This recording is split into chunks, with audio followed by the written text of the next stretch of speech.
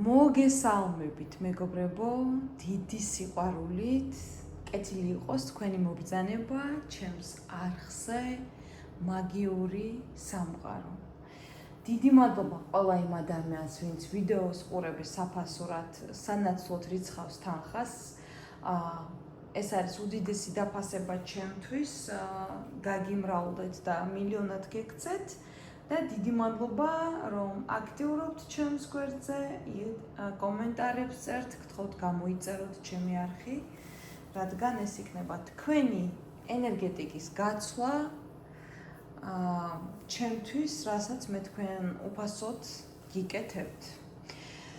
დღეს რა თემაზეც მე მინდა ვილაპარაკო, ვისაუბრო, მე დიდი ხანია ამაზე მინდა საუბარი, უბრალოდ იყო ესეთი ისტორიები, რომ აუცილებლად იცით თქვენ მე მნიშვნელობა არ აქვს, რაზე ვსაუბრობ, მართალია კონფიდენციალურობა 100%-ით არის დაცული და სახელს და გვარს არ ვიძახი და არც არასოდეს ჩემთან ესეთი რაღაც არ იქნება, მაგრამ მაინც ყოველთვის ვიღებ ასე ვთქვათ, როგორ თქვა ქართულად, ვეკითხები შეიძლება თუ არა თქვენი ისტორია მოუყო. მე რა მოსახელ და გვარი არ არის. მაინც ყოველთვის ვეკითხები და ეს იცის ჩემმა ყველა კლიენტმა და ამას ვერავინ ვერ იტყვის, რომ რაღაცა არ მოუყევი და ასე შემდეგ. მაგრამ სანამ რადგან ძალიან სენსიტიური საკითხებზე მინდა ვისაუბრო, ამიტომ ჩაუჯექით, ესე ვთქვათ, მეგობრებო. სანამ ამ თემაზე ვისაუბრებ, მეგობრებო, მინდა გითხრათ, ესე ტელეგრამზეც მე დავდე და აქაც დავდებ, რა თქმა უნდა, ვისაც სურვილი გექნებათ, ეს პირველად ხდება ჩემს ცხოვრებაში, რომ ამას სახალხოდ მე ვიძახი. თქვენ იცით, მე სულ მუდამ ვარ ქველმოქმედებით დაკავებული, მაგრამ მე ამაზე არც არასოდეს არ ვსაუბრობ და არც არასოდეს არ ვიტყვი. მაგრამ მოდის ეს არის ჩემი კლიენტების თხოვნით კიდე, რომ არ მოგატყუოთ, ეს არის 1-2 ჩემი კლიენტი თავის უკეთებს ძალიან სერიოზულ წარმატების რიტუალს. აი ძალიან სერიოზულ წარმატების რიტუალს და მათგან წამოვიდა ეს ყველაფერი. და პარალელურად ჩემგანაც 28 აგვისტოს თქვენ იცით არის წმინდა მარიამის დღესასწაული. მე იცით რომ მე არა ვარ ეკლესიური ადამიანი, მაგრამ მე მჯერა ხატების, მე მჯერა წმინდა ენერგიების, მე მჯერა წმინდა სალოცავების და ეს ჩემთვის ძალიან მნიშვნელოვანია თითოეული წმინდა ადგილი საქართველოში და არა მარტო. მე ადრე ქველმოქმედებას ვაკეთებდი ხოლმე, ესე რომ მაგალითად ვიცებდი ვინმე ჩემ ახლობელს ფულს, შემდეგ გადავურიცხავდი, შემდეგ ეს ადამიანი წავიდოდა, იყიდდა პროდუქტებს და მიიტანდა. მე ესე აღარ ვაკეთებ, იმიტომ რომ მივხვდი, რომ სრული უაზრობაა ადამიანმა ტუალეტში გაუშვა სამდენი ფული, ამიტომ ვისაც ვირჩევ წელიწადში ერთხელ ადამიანებს, ვისაც სჭირდება სწავლა, ხელშეწყობა, მათ ვფინანსებ მე ნებისმიერ სწავლას, ხელშეწყობა, ყველაფერს ვუკეთებ და ეს არის ჩემი დახმარება, იმიტომ რომ მე ვფიქრობ, რომ ადამიანი მარტო განათლებით განვითარდება, არა საჭმლის მიწოდებით, ხო? რა თქმა უნდა, ვუხდი მათ მასწავლებლებს, რომ უფროსებმა ფული არ დაუხარჯონ. ესეც რა თქმა უნდა, რადგან ფული გვაქვს, არ ნიშნავს, რომ რამე გამოგვეპარება. ეხლა ავირჩიეთ შესანიშნავი ბიჭი, რომელიც უნდა რომ IT სპეციალისტი გახდეს, მე ვყიდულობ აბსოლუტურად მას ოჯახში არაფერი არ აქვს, დედა ავატყოფი ყავს და ვყიდულობ აბსოლუტურად ყველაფერს და ესე ვთქვათ, დარჩა რომ უყიდოთ ჩვენ კომპიუტერი. ამიტომ იმ ქალბატონებს, ვისაც შვილი გყავთ, ვისაც გინდათ რომ თქვენი შვილი კარგად იყოს, მე რა რიტუალს არ იკეთებთ ჩემთან. გინდათ რომ თქვენი შვილი კარგად იყოს, გინდათ რომ თქვენი შვილი ბედნიერი იყოს. ისეთ ქალბატონებს, ვისაც შვილები არ გელაპარაკებათ, გაქვთ ცუდი გამოცდილება, ცუდი ან თუნდაც უბრალოდ კეთილი ხართ, ხო? კომპიუტერი იღებს $1000 დანარჩენს მე დაახლოებით $5-6,000 მეტი მე ვაკეთებ, უბრალოდ ეს ჩემი ქალების მოთხოვნა იყო, ჩემი კლიენტების და მე ვფიქრობ, რომ ერთხმად თქვენ ამას შეძლებთ და ბავშვს რა თქმა უნდა ვუყიდით და გავუგზავნით კომპიუტერს. რისთვის? 28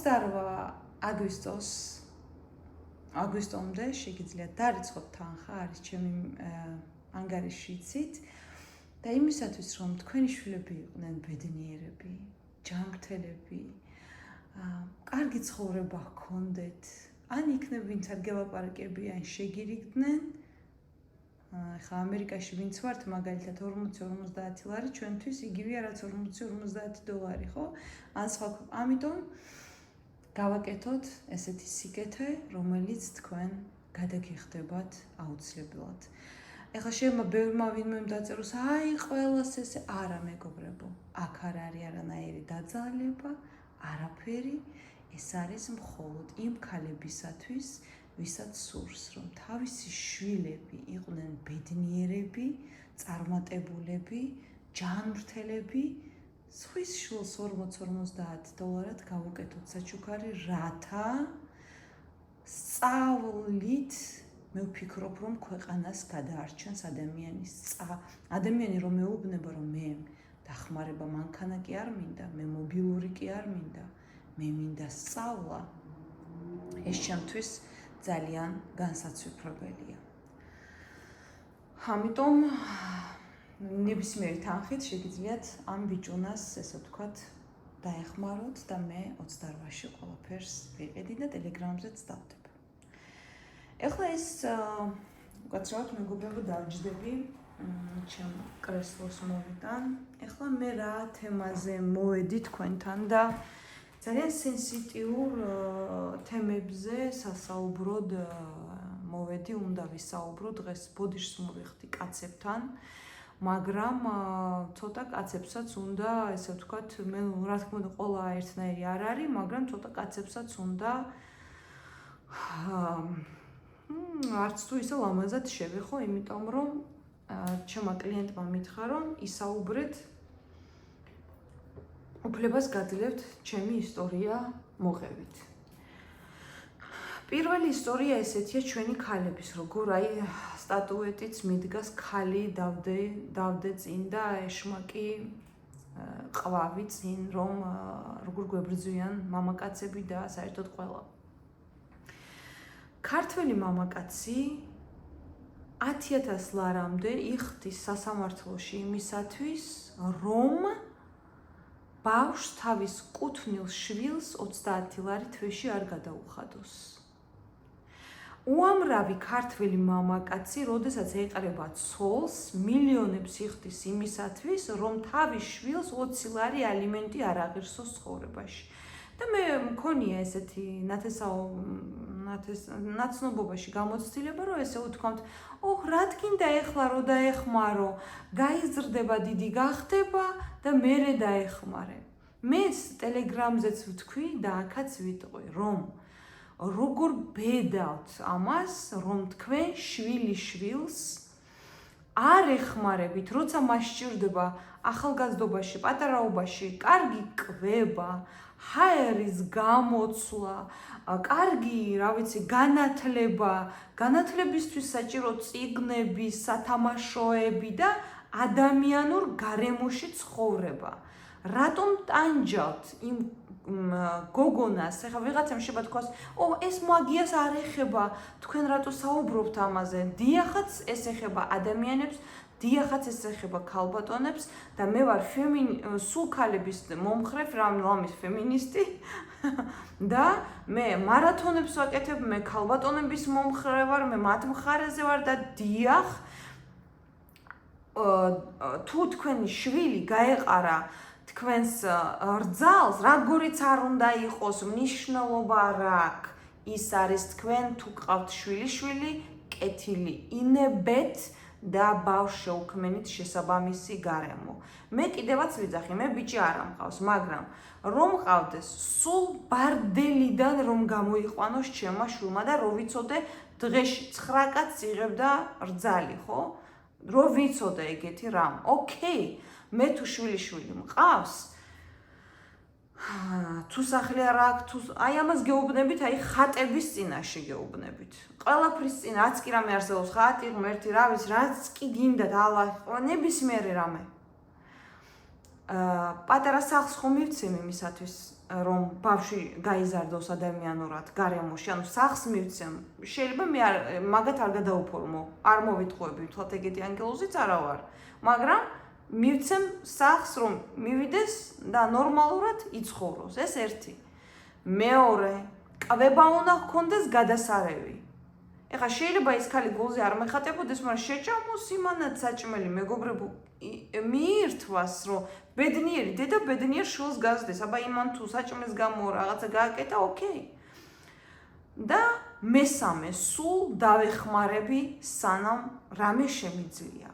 ეს იქნება მოგზაურობა, ეს იქნება რაც არის, რომ ბავშვმა დაისვენოს კურორტი იქნება, რომ რა თქმა უნდა, ეხლა თუ დედა შვილს არ სცემს და აუბედურებს და სუფთად თუ ყავს და რაღაცა, რა თქმა უნდა, თუ არა და ადექით და საერთოდ თქვენ წამოიყვანეთ, ხო? მაინც დედას არ უნდა დააშოროთ შვილი, მაგრამ ეხლა დედა თუ რაღაცას ასწავლებს, აკეთებს და ბავშვისთვის შეუფერებელი გარემოა, საშინელებაა იქ და რაღაცა, ხო, კაცები და რაღაცა, სხვა შემთხვევაში მაინც დედასთან უნდა იყოს ბავშვი. მოკლედ, ჩემ კლიენტს მამამ შვილი გაუცვალა სახლის ნახევარში და მანქანაში. და უთხრა, რომ მე აღარ მოვიკითხავთ შვილს, საკუთარ შვილზე ლაპარაკი, აღარ მოვიკითხავთ ჩვენ შვილს და ეს სახლი რაში ცხოვრობდნენ, ამ კაცის ნაყიდი არ იყო, ოღონდ არც ერთი კაპიკი იყო ამ ჩემი კლიენტის ნაყიდი ბანკის სესხით. და მაინც ხო იცით რო იყრებიან კანონმდებლობა ეგეთია რა, ნახევარ სადაც ცხოვრობდი უყოფ და მოკლედ ამ ქალმა თქვა რომ მე ჩემი შვილი წავიყვან საზღვარგარეთ, ამიტომ მომეცი. ხო, კაი, მოგცემო თუ სახლს, მოკლედ სახლი გაუყო, კიდე მე მგონი მანქანაც მისცა და ამით უარი თქვა საერთოდ თავის შვილზე. მე თქვენ გეკითხებით, რატომ ზრდიან დედები ესეთ უპასუხისმგებლო შვილებს? მე თქვენ გეკითხებით, ესეთი ადამიანი, ეს ნორმალური იქნება, ესეთი ადამიანი ნორმალურია, საერთოდ მე თქვენ გეკითხებით? ანუ, რაში მინდა პარალელი გავავლო, რომ რომელი იტანჯოს ქალმა ის რომ მარტო გაზარდოს თავისი შვილი, ის რომ ქმარი საშინელი ჰყავდა და სცემდა, თუ ის რომ მამობა არ უნდა ნახოს მისმა შვილმა არასოდეს. ღმერთმა არც ანახოს მის შვილს ესეთი საშინელი კაცის მამობა, როგორიც ეგ კაცი იყო, ხო? კიდე არ ვიტყვი და არანაირად, ხო? მერე არის კიდე მაგალითად, ეს ერთი кейსი შეიძლება ავიღოთ. ოკეი, ეს ერთი кейსი, როდესაც შვილებს მამები ესე ექცევიან. ეხლა ავიღოთ მეორე кейსი, რომლებზეც გამწარებულმა დედები მომმართავენ და მომმართა გუშინ სკრინი დავდე ტელეგრამის უფასო არხზე, ქალმა მითხრა, ქალბატონმა ამერიკაში სკოტეშორს, რომ 8-9 წელი ვიყიდე სახლები, ორი სახლი, გავარემონტე, ავეჯი, ყველაფერი, ჩემთვის აი უფას რაღაცა უბრალო მაღაზიები რო არის ახლა არ ვიცი. ну უბრალო რა, სადაც აი 15-20-25 ევრო დოლარი ღირს ტანსაცმელები, ჩემთვის აი თითო ხელი, თითო რა ვიცი, თითო ტრუსში ლამის რაღაცა პაკეტებში რო იყიდება 5 წელი რაღაცა უბრალო იაფიანი, გამოვატარე მთელი 9 წელი. არ მინახია არაფერი არ წავს უარ ექსკურსიაზე, იშვიათად რესტორანში, ну რაღაცა იქ არაფერი არ მინახია, მთელი ჩემი ცხოვრება კბილები ჩამომვარდაო ამ ქალმა მითხრა და კბილიც ვერ გავიკეთებ და მთელი ჩემი 9 წელი დავახარჯე სახლებს, შვილის ცხოვრებას, შვილის კარგ დასვენებას და ასე შემდეგ და როდესაც უკვე მიდგა საკითხი იმაზე, რომ ჩემი შვილი ნარკომანს მიყვებოდა, რა თქმა უნდა ეს ქალი ეჩხუბა, რომ რატო რას აკეთებ და ასე შემდეგ და უთხრა, რომ შენ ვინახარ, შენ რა გაგიკეთებია, შენ ესეთო, შენ ისეთო, რისთვის გამაჩინე, მაშინ მომიარე, ხვდებით ხომ? და ამ ქალბატონმა მითხრა, რომ მე მინდოდაო, რომ გამსკდარიყო ამერიკაში ყველაფერი და ჩავეტანეო შიგნით. რისთვის ვიცხოვრეო 9 წელი? თქვენთანო მინდაო მოსვლა 3 წელია. 3 წელია მინდოდა თქვენთან მოსვლა და ეხლა ამერიკაში $1000 და $1500 და თუნდაც არ არის მეგობრებო განსაკუთრებული ისეთი ფული, რომ 3 წელი ადამიანმა ვერ მოაგროვოს. ხო შეიძლება 3 თვე იყოს, კი ბატონო, 6 თვე იყოს, 9 თვე, მაგრამ ეხლა 3 წელი, ნუ ეს თუმცა 3 წელი ნუ ეგრე და მითხრა, რომ აღარც შვილი მინდა, აღარც არავინ არ მინდა, ეხლა ჩემ თავსაც მივხედავ, კბილებსაც გავიკეთებ ამერიკაში. არც საქართველო მინდა, საქართველო აქ სახსაც ვიყიდი, გავთხოვდები და დამანებოს ყველამ თავი. მე ხლა ამას ესე უყვები და თქვენ კიდე ერთი ქალბატონი, რომელიც ჯერ ევროპაში იყო, მერე იყო, მე ჩამობძანდა ამერიკაში, ესეც ჩემი კლიენტია. და ერთ-ერთმა შვილმა, რამოდენიმე შვილი ხავს, ერთ-ერთმა შვილმა, გოგონამ არ დაგავიწყდეთ, გაუყიდა ბინა. დეტალებში აღარ ჩავალ, რატომ და რისთვის გაუყიდა, თავისი ქმრისთვის გაუყიდა, მაგრამ ნაწვალები ერთადერთი ბინა, ნალოლიავები ევროპაში ძლივს გადახდილი და ეპოთეკაში გაუყიდა ბინა. კიდე ერთი შემთხვევა ასევე ემიგრაციაში გოგომ გაუყიდა ბინა ჩემ კლიენტს და აქეთ კიდე უჩივლა დედას. კიდე ერთი შემთხვევა დედამ გაუკეთა ჯადოების შვილს. კიდე ერთი შემთხვევა რომ ემიგრანტ დედას შვილები ბიჭი, ერთი ბიჭი, ორი გოგო უკეთებდნენ ჯადოს, რომ ესე ვთქვათ, ფული ბევრი გამოეგზავნათ. არის ყოფილი ქმრები უკეთებენ ჯადოს ემიგრანტებს, ხო? მეგობრებო, პირველ რიგში მაგის თქმა მინდა. მე შეიძლება ვიყო მაგი, მაგრამ მე ვარ ქალი და მე მაქვს უფლება, რომ ვისაუბრო რა თემაზეც მინდა, როგორც მინდა და რანაირადაც მინდა. რა თქმა უნდა, კულტურის და წესის ფარგლებში.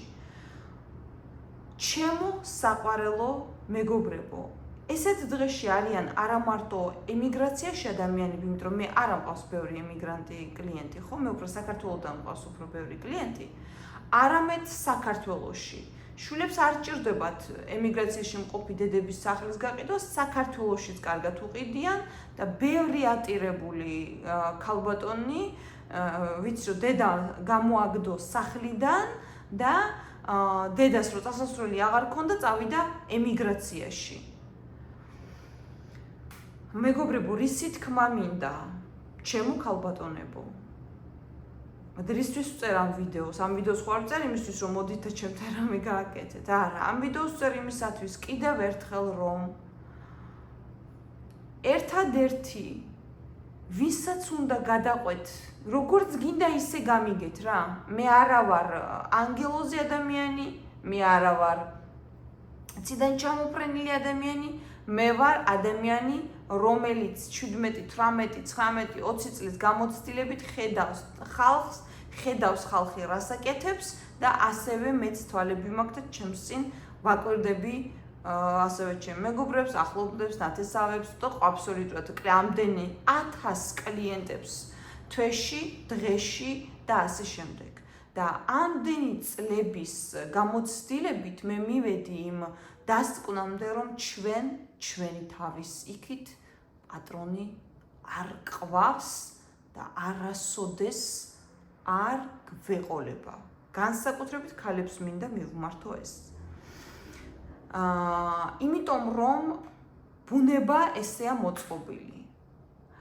ვინც საკუთარ თავს შეუქმნის იმას, რომ სხვაზე წინ დააყენებს, საკუთარ თავზე სხვაზე, თუნდაც შვილი იყოს, მერე რა, შვილი ვიცი, მე 18 წლამდე, 21 წლამდე ამერიკაში გაუკეთე, ჩააცვი, დაახურე, განათლება მიეცი, всё, რაღაც უნდა იმას ლოლიაობა. მე უმკაცრესი ვარ. სხვათა შორის. მეორე უმკაცრესი, იმიტომ კი რომ ეს საუკეთესო ვარ. ვიცი რაც ხდება, როგორც ხდება და ეს რა ქვია, ჩემი შვილი განაწყინებული იყო კიდევაც, ვაიმე, ამდენი რაღაცა, ეს რა ქვია, ამდენი შეიძლება და მე აი $100, $200 არ მაძლევ და შენ შეგიძლია რომ რაღაცა ფენდის ჩანთა მიყიდო, $9,000-იანი, უკაცრავად. როგორ გამოემუშავება ეგ $9,000-იანი ჩანთა? მე რა, რომ მე მაქვს რას ქვია შენ $9,000-იანი ჩანთა გიყიდო? წადი და გამოიმუშავე ეს $900-იანი ჩანთა. არ მოეწონა, არ მოეწონა, რა ვქნა ახლა? უკაცრავად, რა ხო? სულ არ მაინტერესებს თუ მოეწონება. ეგღა მაკლია, ხო? ანუ, რას ქვია $900-იანი ჩანთა? რას ქვია? ანუ, ერთი ბეწო ბავშვმა $900-იანი ჩანთა გაიკეთოს ხელში? როგორ გეკადრებათ? ეს წარმოუდგენელია. რომ ვუყიდო, ხვალ 10,000-იანს მომთხოვს, მე 15,000-იანს მომთხოვს და მე უნდა გავაფრინო და გავგიჟდე. ამიტომ მეგობრებო, პირველ რიგში მე გეტყვით, რომ ვინც აი ერთი რაღაცა უნდა ვთქვა კიდე რა. ერთი რაღაცა, ესეც უნდა მოუყვე ახლა. სანაცნობოში ეხლა ეს კაი რაღაცა გამახსენდა. სანაცნობოში ერთი წუთით მეგობრებო, აი აქ კარებს დავკეტავ, მე იცით რომ თქვენ ერთი ამას ვთქვით. ერთი ამას ვთქვით წერ ვიდეოს ყოველთვის და არ ვამონტაჟებ. სანაცნობოში ყავდა ერთი, ну საერთო რა, გოგონა, რომელიც 4 წლიდან თავის შვილს ტოვებდა მარტო. ეხლა რატომ აქვს აქცენტი გაკეთებული? მე ჩემმა ახლობელმა გააკეთა ამაზე აქცენტი და მაგიტო. მოკლედ, ყავდა ესეთი ნაცნობი, მე არ გამიკეთები ამაზე აქცენტი, კიდევ ერთხელ ვიძახი, მე ესე არ ჩავციკლო არ მის ცხოვრებაზე, ეს ჩემი მეგობარი ცხოვრობდა საქართველოში, ის აკვირდებოდა და აი ამ ყველაფერი ჩემმა მეგობარმა მე გამიზიარა, გამწარებული რომ მოვიდა. მაგრამ მეც ვიცნობ იმ გოგონას. მოკლედ ეს გოგონა თურმე, ეხლა მე არ ვიცი, მე არ ვცხოვრობ საქართველოში, 4-5 წლიდან ტოვებდა თავის შვილს მარტო. აი ესე რა მარტო, შეიძლება წასულიყო 3 დღე ყაზბეგში, 3 დღე იმაში, 3 დღე ამაში, 3 დღე იმაში. ეს ბავშვი იყო მარტო გარედან ჩაკეტილი, გოგო.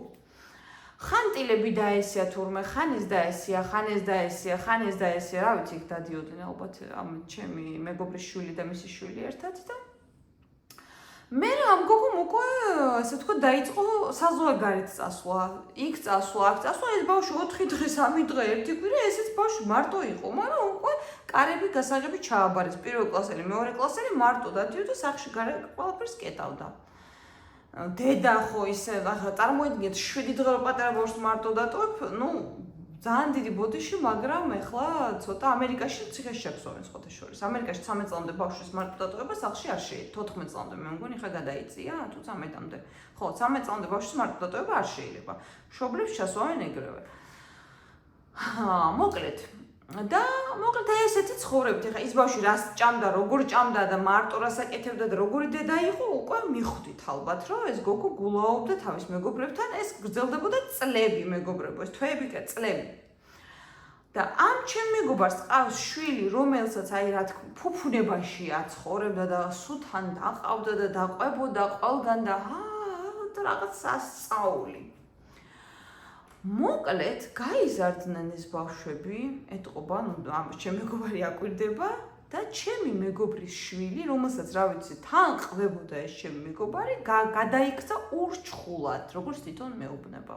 მე არ ვიცი ხა. ურჩხულად გადაიქცა დაუფასებელი, დედას არ აფასებს, ვერ იტანს, ეუბნება რომ შენ რა გამიკეთე, შენ ესეთი დედა ხარ, შენ ისეთი და აი გამწარა, როგორ იცით? გოგოს აი ახალგაზრდა გოგოა და რა დაემართა ვერ აგიხსენებთ რა აი წყობილებიდან გამოიყვანა რომ დაუკარგა სიცოცხლეს აი ხარისხი ერთი სიტყვით რა და როგორ იქცევა ეს ამის შვილი რომელიც მარტო ტოვებდა ეხლა საზღვარგარეთ არიან სხვათა შორის თურმე მოწიწებით ექცევა დედას საუკეთესო მოსწავლე საზღვარგარეთ მიაღწია ძალიან დიდ წარმატებას. ყველა ხელფასით დედას ჩუქნის, საჩუქრებს, მოგზაურობებს. ნუ ერთი სიტყვით, როგორ გითხრათ, თან ყვება დედას. ეხლა მე თქვენ გეკითხებით. რომელი შვილი ჯობია რომ ყავდეს? ხანდახან ვეღარ ვიგებ უკვე. რომელსაც თან გადაყვები და მე გეტყვი შენ ვინა ხარ? არის სწავლის, არაფერს არ გააკეთებს და ნარკომანს გაყვება ცოლად? თუ რომელსაც მკაცრად ზდი, კაისიც მეო, კაისი ხურავ, კარგი კაბა, კაი მანქანა, კაი ყოფილი, ბავშვს ათმევ ჩვეულებრივი რა, უბრალო რაღაცა მაღაზიებში რა. და ხანდახან შეიძლება არც აბანაო და ტილებიც კი შეესიოს. მე გეკითხებით თქვენ, ვის უფრო დაუფასდა ყველაფერი? ხო, ეხლა ბავშვები დატოვეთ და ტილები შეასიათ, მეთქი მე მაგას არ ვიძახი მეგობრებო, მაგრამ როგორც გამოცდილება მაჩვენა, 21 წლის იქით კეთილი ინებოს და ყველა შვილმა თვითონ იმუშაოს. იმიტომ რომ უყურეთ, ჩვენ რაღაცა არასწორად გავაკეთეთ ცხოვრებაში. ნამდვილად არასწორად გააკეთეს, იმიტომ რომ ეს ამდენი უსაქმური, უპასუხისმგებლო უკაცრავად კაცებთან, მაგრამ ძალიან ეხა ესე ემოციურად გამოვედივარ რა. ამდენი უპასუხისმგებლო კაცი ქართველებს ზევგულისმობს, სად შეიკრიფა მეგობრებო, ვინ გაზარდა? ეს ხო გაზარდა ამ ქალებმა, ხო აბა კაცებმა ხო არ გაზარდა? ხო და რაღაცა შეცდომა დაუშვეს, იმიტომ რომ არ შეიძლება 40 წლის ბიჭს კაცს დაუძახო ბავშვია, ჩემი ბავშვი, ჩემი სიყვარული, რაღაც რო სიყვარულია, კაცო 40 წლისამ შენ უნდა შეგინახოს. და რამ გამოიწვია ეს ყველაფერი, რომ დედები არასწავლიან ბიჭებს სახლის დალაგებას, რომ თავის შეინახონ, დაუთოვებას, რაღაცა ხო, აბა ვერ გავიგე, ქალები რისთვის ვართ, გეკითხებით მე თქვენ, რისთვის ვართ, რომ ჩვენ ვართ, ეხლა მე რომ ვიღაცა მითხრას, რომ დამიუთოვე და დამილაგე და დამირეცხე და მაგისთვის მოგიყვან თოთ, შეიძლება, არ ვიცი, რომ ვერც მაკადრებს ეგეთ, შეიძლება არ ვიცი რა მოხდება მანდ. ანუ მე რისთვის უნდა გავთხოვდე, რომ შენ საჭმელი ანუ ესე იგი უყურეთ რა ხდება. უცხოელ კაცებთან მეგობრებო, უმეტესობასთან ესე არ ხდება. აი რუსი აიღე, უკრაინელი აიღე, ის აიღე, ეს აიღე, ამერიკელი აიღე, ის არ ხდება ხალხო. სახლს ერთიანად ალაგებს ორივე ადამიანი. ბავშვს ერთნაირად უვლის ორივე ადამიანი. ყველაფერს ქართველი ჩვენი ქალები რას აკეთებენ? ხაჭაპურს აცხობს ქალი, სახლს ალაგებს ქალი, ყველაფერს აკეთებს ქალი და კაცი მოდის და ბავშვს რო გააჩენს, იმ ბავშვზე 30 ლარი ალიმენტის გადახდაც არ უნდა. მე თქვენ გეკითხებით, ეს რას გავს, რას აქციელი, ეს არ ვიცი მოკლედ, ალბათ მათი დედები მე ვფიქრობ, რომ ძალიან ცუდად არიან. თავად აღზრდილები გინდათ ეწყნოთ, გინდა არა, სულ არ ვდარდობ, ეხლა გული არ გამისკდეს, გული მაგად გაუსკდეს, ხო და იმიტომ რომ კაცო, თქვენ გოგოები ყავთ, თქვენ შვილი გოგოები ყავთ, შვილი გოგოები ყავთ, რატომ უნდა გაზარდოთ თქვენი შვილი მოსამსახურედ? რატომ გეკითხებით? ემიგრანტის შვილები უმეტესობა, რასაც მე ლაპარაკებიან, მე არ ვიცი სხვები რას აკეთებენ და ამას მე ჩემი საქმე არ არის, მაგრამ მე რასაც მეუბნებიან ქალბატონები, ყველა არის დატანჯული. აი გული მოგიკვდებათ მათი ისტორიების მოსმენაზე. ყველა მეუბნება რომ ქალბატონო სოფიო 10 წელი შევწირე, 15 წელი შევწირე, 20 წელი შევწირე, არ გავთხოვდი, არ ჩავიცვი, არ დავიხურე, არავინ არ მელაპარაკა, 5 შვილი ყავს ერთ ქალს, 15 წელი უგზავნა ფული, არც ერთი არ ელაპარაკება. აი გეკითხებით მე თქვენ რას გავს ეს საქციელი? განა რა უნდა დააშაოს საცოდავმა ემიგრანტმა დედამ, რომ შენ 5 კაციდან ერთ-ერთიც არ ელაპარაკები. და პარალელურად ჯადოსაც უკეთებ, ბედავ მაგდას და საკუთარ დედას ჯადოს უკეთებ, რომ ფული გამოგიგზავნოს, უნამოსო. მე ხედავთ ესეთი გაგბრაზებული არასოდეს არ ყოფილა, მაგრამ რაღაცა ესე დალაგდა რა, რომ ბოლო თვეა, ყველა დღე გამწარებული, ახლა გამწარებული ადამიანი მოდის შენთან ძირითადად, მაგრამ ყველას ბინები და გავიხედავ ბინა გამიყიდა. გავიხედავ ბინა გამიყიდა, გავიხედავ სახლის მიწის ნაკვეთი გამიყიდა, დავიხედავ გამძარცვა შვილმა, ეს ხალხო გადააფორმეთ ყველაფერი საკუთარ თავზე. 21 საუკუნეა, გადააფორმეთ ყველაფერი საკუთარ თავზე. ნოტარიუსით, აფრიკაში რო იყოთ, იქაც ნოტარიუსით შეგიძლიათ ისარგებლოთ. მე ხوار გეუბნებით, მე ჩემთან მოდით ფული მომეცით. გააკეთეთ. ეხლა გვერდითი მოვლენები რა მოსდევს ამ ყველაფერს, როდესაც თქვენ არ მისდევთ თქვენს თავს არაფერში. როდესაც მონატრებულია ემიგრანტი საქართველოს, მე ესე ვფიქრობ და ესეთი გამოცდილება მაქვს ხალხისგან, როდესაც მონატრებული ხარ შენ გინდა რომ გამოჩნდე მათ ცხოვრებაში. ანუ შენ იქ არ ახარ, მაგრამ შენ გინდა ეს ხალხი გაანებირო.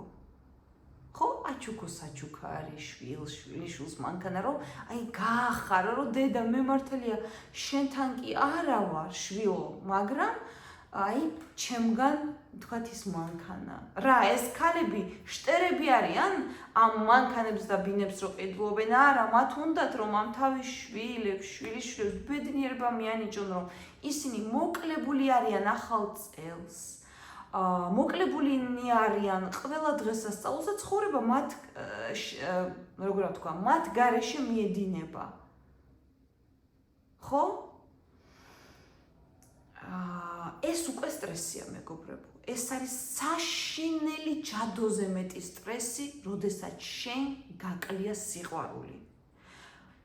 სიყვარულის არ ქონა ღუპავს ადამიანს. იგი წოდეთ.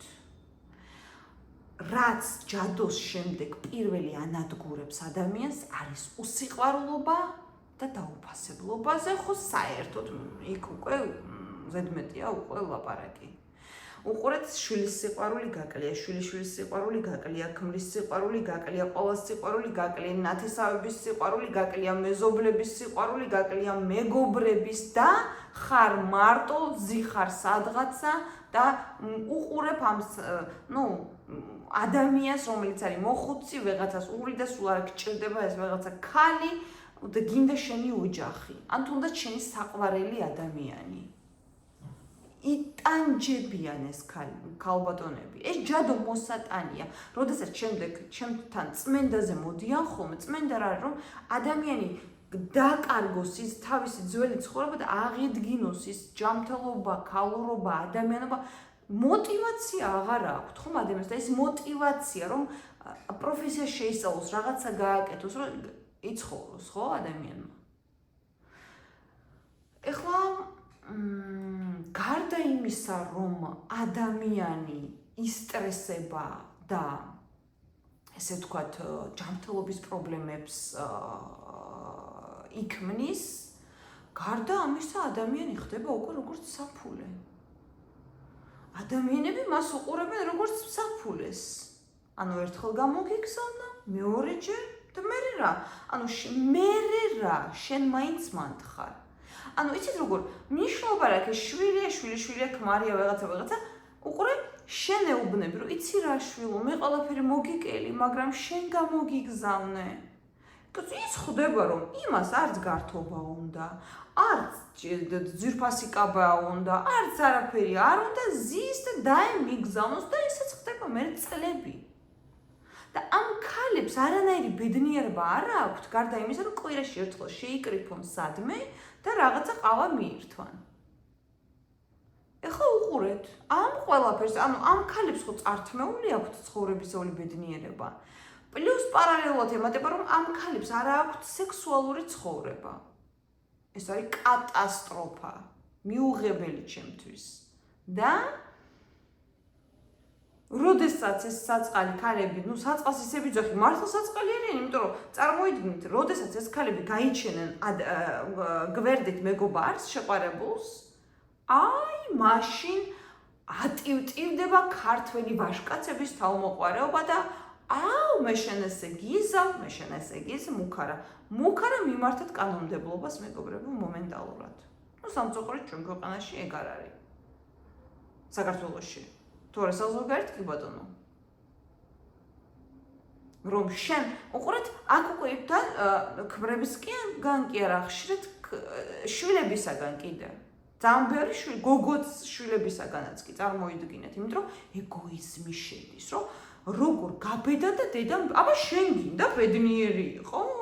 ქალი არ ხარ კი, მაგრამ შენ გინდა მარტო გათხოვდე და კარგ მანქანაში ჩაჯდე შენ ქმართან ერთად? რატომ მე არ მინდა? შენამდე მე არ ვცხოვრობდი სიტყვაზე? მეგობრებო, გათხოვდით კიდევაც, ჩაიცვით კიდევაც, დაიხურეთ კიდევაც, იმიტომ რომ მე დაბერდებით, აღარ გექნებათ შესაძლებლობა და მოგაყრიან მიწას 100 წლის შემდეგ ყველა 1000 წელი ცოცხლეთ, ვინც ამ ვიდეოს უყურებთ, всё, ვიღას აინტერესებთ თქვენ. ქელეხ შეჭამენ, ცხარს დაგიკლავენ და მორჩა. წამოვლენ სახლში და იძნებენ თქვენ სახლში, თქვენ ნაყიდ სახლში, თქვენ ნაყიდ მანქანაში. წესი ნომერი პირველი. არ გეგონოთ, რომ პატივსაცემი ადამიანი ხართ თქვენ, როდესაც ვინმეს ეხმარებით. არ გეგონოთ არავითარ შემთხვევაში, როდესაც ვიღაცის მუდმივი დამხმარებელი ხართ, თქვენ არ გეგონოთ, თქვენ პატივსაცემი ადამიანი ხართ.